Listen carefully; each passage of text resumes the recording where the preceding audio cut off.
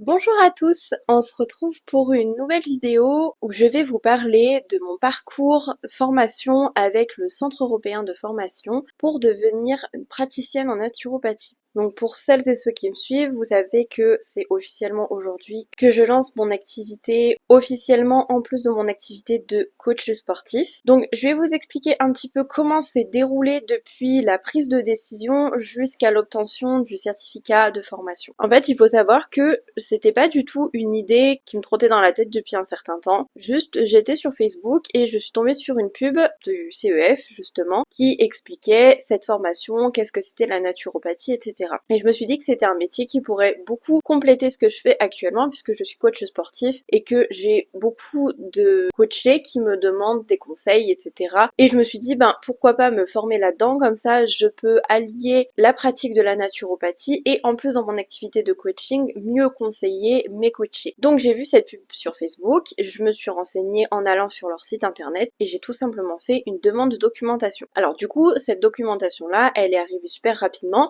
puisqu'elle est arrivée, je pense, dans la journée par boîte mail. À l'intérieur, il y avait donc la brochure avec les explications, le déroulé de la formation, un extrait de cours et le plan de la formation. Donc tout ça, c'était bien complet. C'est vrai que ça permet de voir plus clair, de se dire ok, effectivement, ça a l'air d'être une formation de qualité puisque les cours ont l'air bien structurés. C'est sûr que moi, je me posais la question, je me suis dit, est-ce que c'est juste le cours qu'ils envoient dans la brochure qui est bien structuré, mais en fait, ce qu'ils t'envoient après quand tu commences la formation, c'est pourri. La chose a suivi son cours, j'ai reçu un premier appel du CEF pour discuter justement, parce que moi je voulais leur poser plein de questions, notamment sur le prix, comment ça se passait, puisque c'est 100% à distance. Parce que moi comme je travaille, je pouvais pas me permettre de reprendre une formation, de reprendre des études au risque de perdre mon travail. Donc la personne que j'ai eue, au premier abord, elle était franchement sympa. On a fait un petit entretien, il m'a posé plein de questions. Alors c'est soi-disant parce que ils veulent prendre que les meilleurs, parce qu'ils ont beaucoup de demandes, et du coup, voilà, il me posait des questions donc sur la formation en elle-même, donc la formation naturopathie, combien il existe de fleurs de bac, est-ce que vous utilisez les huiles essentielles chez vous, comment vous vous sentez avec la médecine, etc.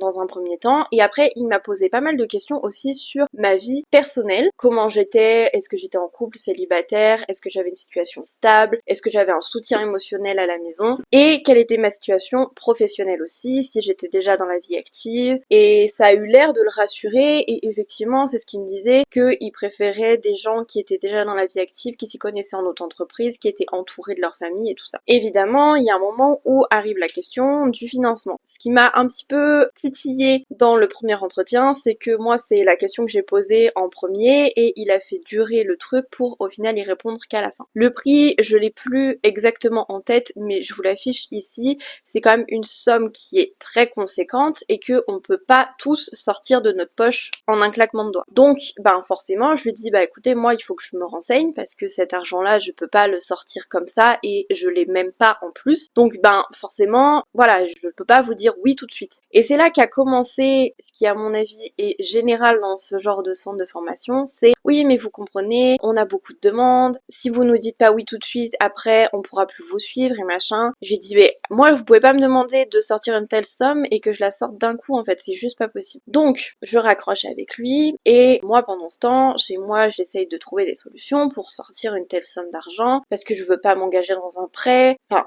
voilà, c'est compliqué. Et le mec me rappelle.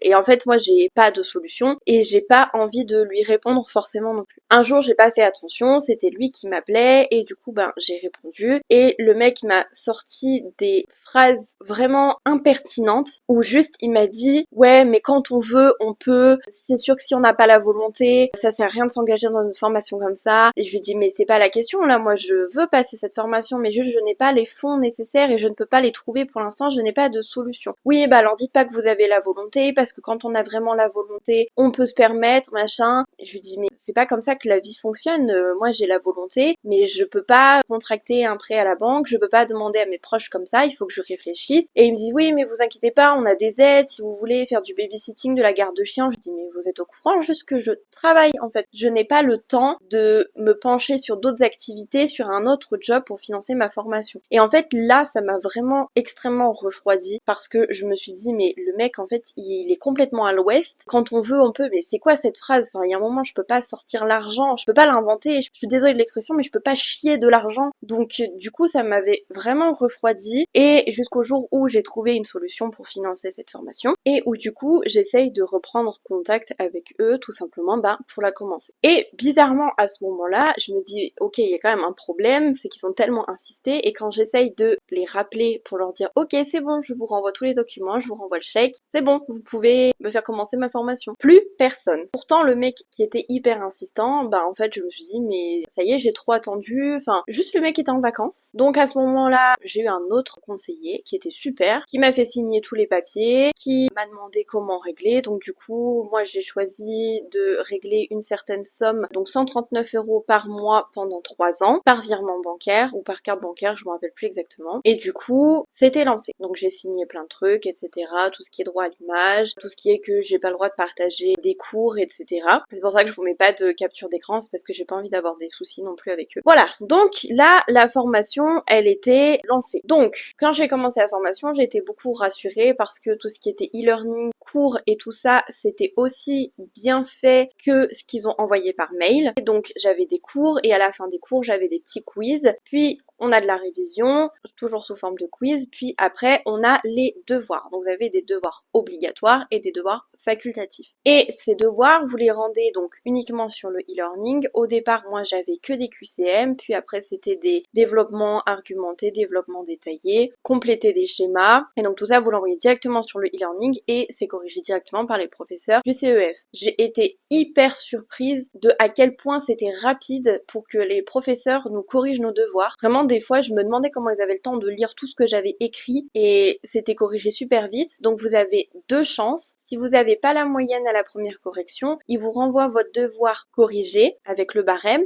que vous avez coché, ce que vous n'avez pas coché, et à partir de ça, vous pouvez refaire votre devoir. Donc vous avez très peu de chances quand même de rater votre devoir à la deuxième correction, puisque vous avez tout ce qu'il faut mettre dedans. Évidemment, faut pas faire du copier-coller, sinon ils l'acceptent pas, ce qui est totalement logique, mais du coup, vous pouvez vous appuyer sur votre premier devoir pour corriger le second et avoir une bien meilleure note. Par contre, si vous avez la moyenne à la première correction, vous pouvez pas le repasser. J'ai jamais eu de soucis avec le e-learning, à part une fois où il y avait un devoir vidéo, où en fait, pile le jour où je l'ai rendu, ça a changé de moyen de rendre le devoir, c'est-à-dire qu'à la base, on devait télécharger en MP4 et le renvoyer directement. Et moi, quand j'ai voulu justement faire ça, ça a bifurqué, ils l'ont changé pour que ça passe par WeTransfer. Sauf que les professeurs n'étaient pas au courant de ce changement et je me suis fait refuser et annuler mon devoir plusieurs fois. Chose qui du coup m'avait un peu énervée parce que j'ai passé beaucoup de temps, j'avais dû engager mon compagnon pour m'aider justement puisqu'il fallait être à deux. Et ça nous avait pris beaucoup de temps et du coup ça l'impliquait lui aussi, il avait pris du temps pour moi et ça m'avait énervé qu'on me le refuse parce que ils s'étaient juste pas mis d'accord et qu'ils avaient pas prévenu les professeurs que ça avait changé. Et j'avais appelé plusieurs fois et je m'étais même pris la tête avec une des conseillères du CEF qui me disait non mais c'est pas possible, il faut faire en MP4 et je lui disais mais il y a plus le bouton en fait pour envoyer un document MP4, c'est écrit dans les consignes qui sont transmises aux enseignants aussi et du coup je comprenais pas et ça m'énerve. Mais il faut savoir que pendant votre formation, vous êtes suivi par un coach. Ce coach, il vous suit et vous avez à peu près un rendez-vous par mois en visio. Et j'avais pu justement l'appeler lui en lui expliquant et Bichette, il était au bout de sa vie parce que tous ses coachés l'appelaient pour le même problème. Du coup, il m'a beaucoup aidé. Alors, mon coach que j'ai eu, il était vraiment super sympa. Il me suivait, il me donnait des conseils. Après, moi, j'avais l'avantage d'être une très bonne élève, sans me jeter des fleurs non plus, mais il avait pas grand chose à me dire. Il me donnait des petits conseils, des petits tips sur comment apprendre, etc. Donc j'ai rien à redire sur mon coach, il était vraiment au top. Et du coup, voilà, vous avez cet avantage-là qui suit vos notes, il suit tout avec vous et il peut vous donner des conseils, vous dire attention à ça, peut-être le revoir un petit peu avant de passer au devoir bilan, etc., etc. Puisque effectivement, vous avez tous les devoirs qui correspondent au chapitre et à la fin d'une grande partie, vous avez un devoir bilan qui du coup est plus compliqué parce qu'il faut arriver à retranscrire tout ce que vous avez lu et appris dans les chapitres précédents. La formation, moi, que j'ai suivie, elle elle était en 500 heures et je l'ai fini en 3 mois et demi, ce qui est très rapide. Même mon coach était étonné, mais en fait il faut savoir que moi, comme je suis coach sportif, je travaille que 18 heures par semaine, donc en fait j'avais le temps de m'y pencher sérieusement, et c'est surtout qu'il y avait beaucoup de chapitres qui indiquaient qu'ils devaient durer 10 heures par exemple pour un chapitre, et moi en 1 heure et demie, 2 heures c'était bouclé, puisque j'avais aussi la chance d'avoir des notions de ma prépa BPGEPS et de mes études dans le sport, donc tout ce qui est anatomie, physiologie, j'avais déjà des bases, donc en fait c'était quand même assez simple pour moi. Donc du coup je l'ai terminé très rapidement, donc je l'ai commencé en avril et je m'étais fixé l'objectif de la terminer pour janvier 2025. Bah finalement je l'ai terminé au mois de juillet et je voulais y lancer donc pour la rentrée, donc c'est ce que je vais faire le 16 août officiellement. À la fin de la formation, donc pour la valider il faut avoir la moyenne dans tous vos devoirs obligatoires. Ensuite on vous envoie le certificat de fin de formation ainsi que votre bulletin de notes, et aussi vous avez donc des devoirs facultatifs. Moi par exemple c'était les fleurs de bac et ils vous envoient un certificat exprès pour ce devoir là en plus de votre certificat de naturopathe praticien. Voilà, donc si je vais faire un résumé, je pense que c'est quand même une bonne expérience. J'ai vécu ça comme une bonne expérience, même si c'est compliqué, même si ça prend du temps, moi j'ai réussi à la finir et j'ai pris du plaisir. Les seuls points négatifs, voilà, c'est vraiment le harcèlement qu'on peut avoir et cette personne que j'ai eue en tout premier, au premier entretien avec sa fameuse phrase si on veut on peut, et ça m'avait vraiment vexée et blessée. Sinon c'était une très bonne expérience. En vrai je recommande de mon vécu à moi. Je sais que je m'étais beaucoup inquiétée quand j'avais commencé la formation, j'avais cherché beaucoup d'avis et en soi je trouvais que des avis positifs puisque la formation était certifiée Calliope.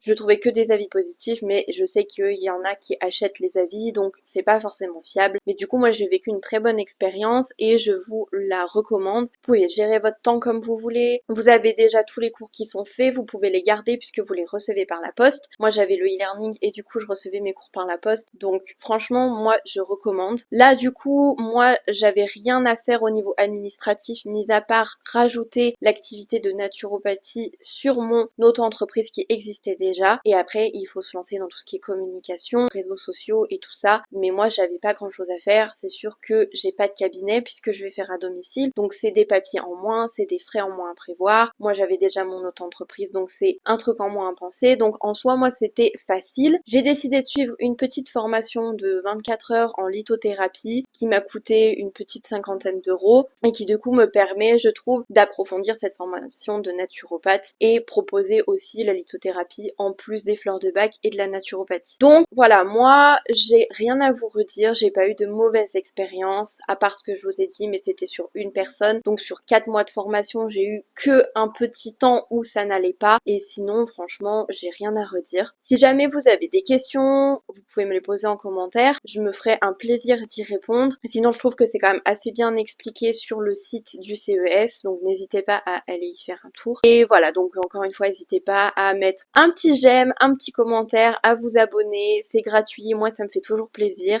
J'espère que cette vidéo vous a bien renseigné et on se dit à très bientôt pour une nouvelle vidéo. Bye bye!